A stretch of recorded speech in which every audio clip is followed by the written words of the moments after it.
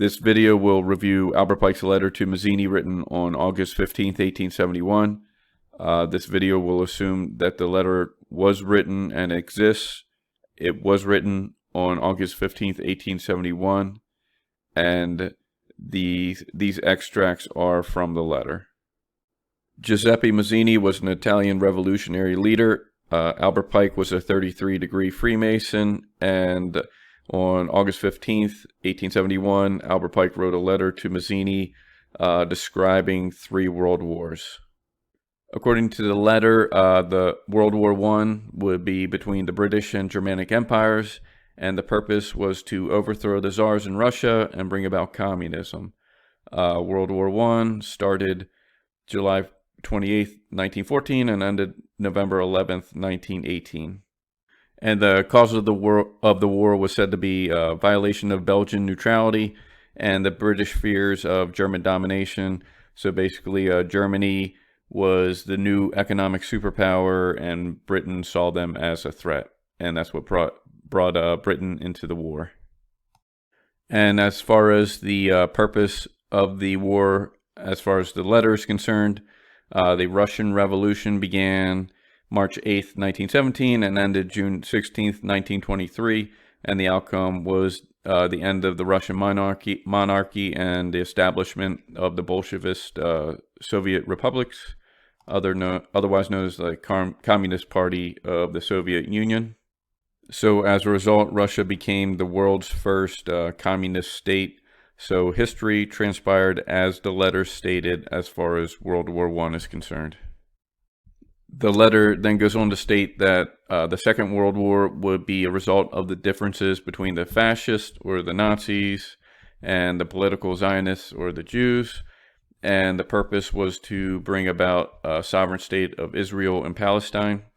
So World War II began September 1st, 1939, and ended September 2nd, 1945. It did heavily involve the Nazis and the Jewish people, and it did result in the creation of Israel on May 14th, 1948. So the history did transpire as the letter stated as far as World War II is concerned. And one additional note involving the Second World War, at the end, it states that international communism must become stronger. And I suppose that is what the Cold War was, which started just shortly after the end of World War II. And then this brings us to the Third World War, which is by far the most complicated of the 3. And it's supposed to be fomented by taking advantage of Israel and the Palestinian or the Muslim countries surrounding it, and they're supposed to mutually destroy each other.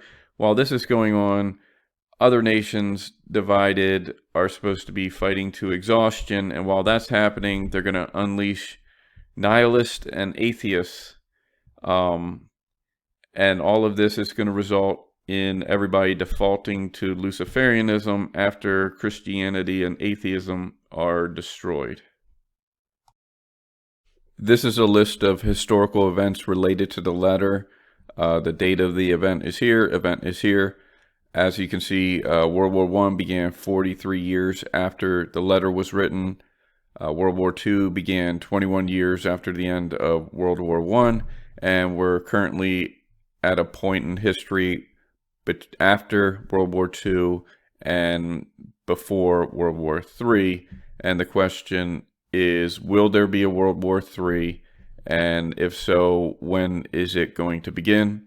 I have 4 possible scenarios. So here in scenario 1, there is no World War III, which is a possible outcome.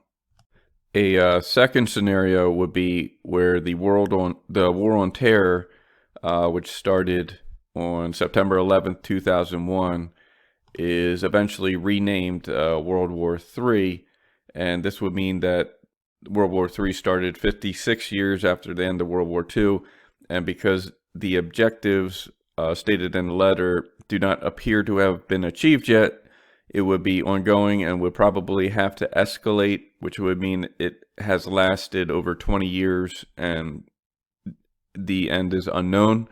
And this would not be the first time that has happened where a war was renamed. World War I, according to The Guardian, was originally just called the Great War. And then when the Second World War started, it was renamed the First World War.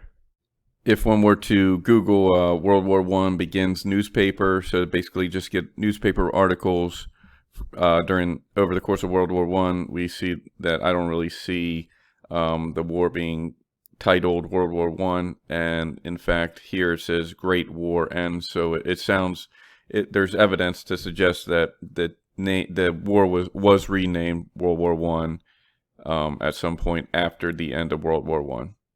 In scenario 3, the War on Terror was not the beginning of World War III, but World War III begins soon in the next few years, which would mean that it would have started 80 years after the end of World War II, which would be the greatest duration between any of these events as far as the letter to World War I to World War II.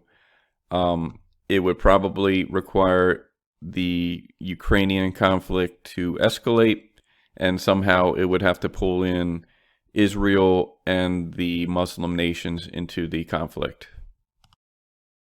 2 points to make regarding the letter and scenario 3. Point 1 is that World War I included a conflict between Britain and Germany.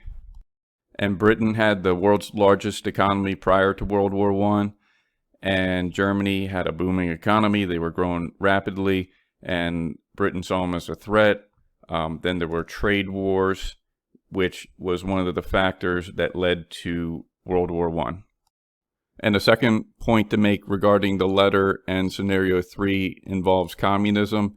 So at the end of the Second World War section, communism becomes strong, which would be like the Cold War, and then is restrained, which would be the fizzling out after the end of the Cold War, and then it's needed for the final social cataclysm, which implies that communism would be involved in the Third World War.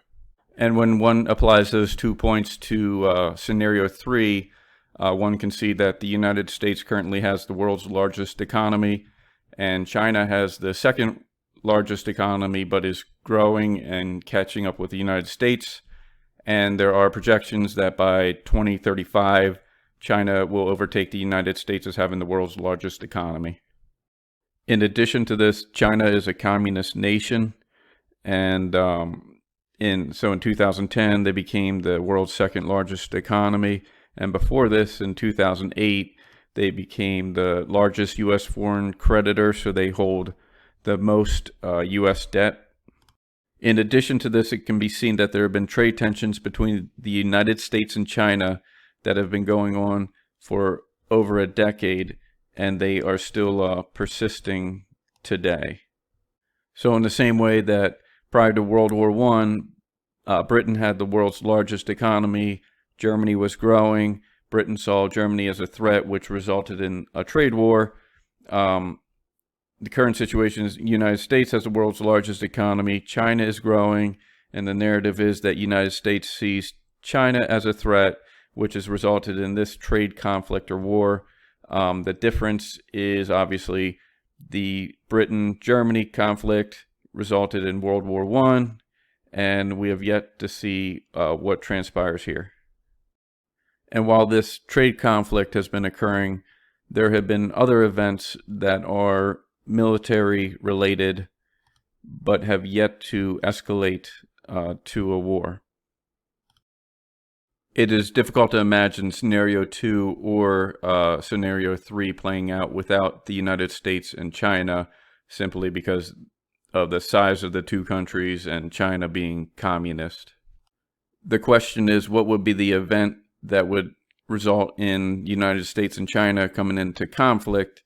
One possible scenario is where the Russia-Ukraine conflict elevates or escalates, and the United States takes the side of Ukraine, and China takes the side of Russia, and then eventually you have something that's called World War III. However, if this happens, in order for the Third World War section of Albert Pike's letter to come to fruition, you would need involvement of Israel and the Arab nations. And so far, Israel has been slow to support Ukraine, and the Arab nations, Muslim nations, have yet to really get involved. There could also be a future event where maybe there's further conflict between China and Taiwan, or China and Hong Kong, and the United States comes in to support either Taiwan or Hong Kong, and this escalates to a war, and you could get the third World War that way. But even if this happens, again, you still need Israel and the Arab or Muslim nations to get involved in order for the Third World War section of Albert Pike's letter to come to fruition.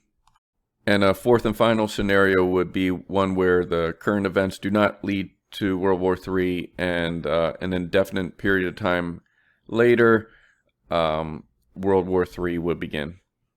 As time transpires without the Third World War, skepticism increases about the authenticity of the letter, where maybe the letter was written after World War II, which is why a lot of detail was provided about the First World War being between the British and Germanic empires and resulting in communism, and the Second World War involving Nazis and Zionists and resulting in the state of Israel and Palestine. And then the Third World War, there seems to be much less detail. But if the letter is authentic, then I would imagine one of these four scenarios would apply. And no matter what happens, everything, whether it was the events that have happened, the events that are supposed to happen, or even the letter, it all reminds me of Truth and Fiction, George Orwell, 1984. Two quotes. First one, history is stopped. Second one, he who controls the past controls the future. He who controls the present controls the past. And the he in this quote would be people such as Albert Pike. And it's not that history is stopped, it's that history has been destroyed, falsified, and rewritten, and manipulated in such a way so that whoever controls the image of the past determines how the future generations will think. So whoever would be the people such as Albert Pike, and then people such as Albert Pike who control the images of the present, which determines how people view the past, and therefore he who controls the past commands the future, and he who commands the future conquers the past.